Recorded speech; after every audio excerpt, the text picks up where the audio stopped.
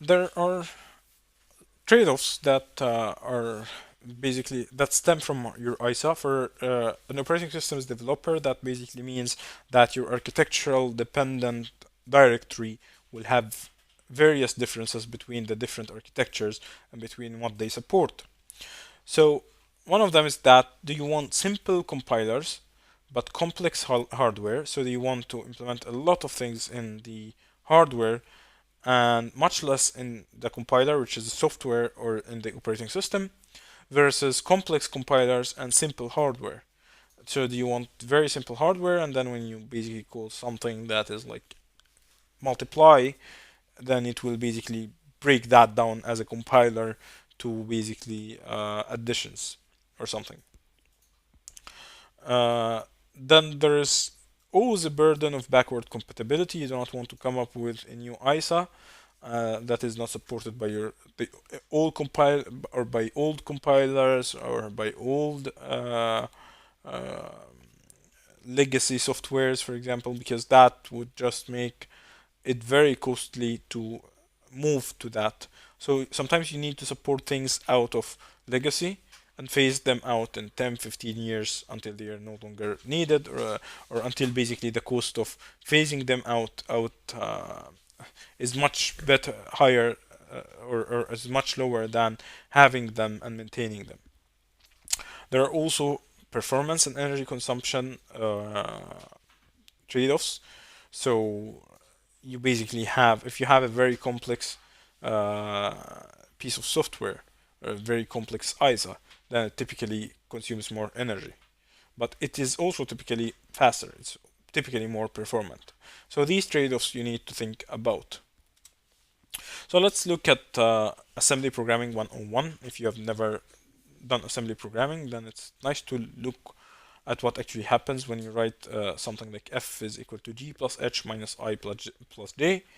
And assembly code basically uh, tries to map this to a number of machine instructions that can be basically understood by the hardware. Basically, these instructions would map to some binary code.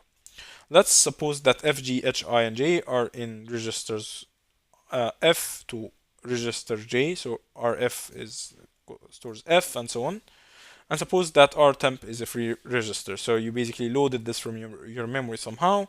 Then to do this addition, you would basically have an rtemp, put rg plus rh, which are these two variables, and then again do another addition, which would be basically to do an rf ri and rj, which are these, and then basically have the subtraction done. So this is basically your 101 assembly code. Let's look at another example where you basically have an array and you have a of 8 is equal to h plus a of 0, and a is an array of integers 4 bytes each, and then this is basically your assembly code. So you need to load the rtemp with the array with the basically a of 0, so you load it with that, and then you need to add rh to rtemp, which is what you had here, stores in rtemp, and then you want to store rtemp in, and here they write basically 32, and 32 is the correct one because 8 is the number in the array index that you are trying to store to, and since each one has 4 bytes, that basically means that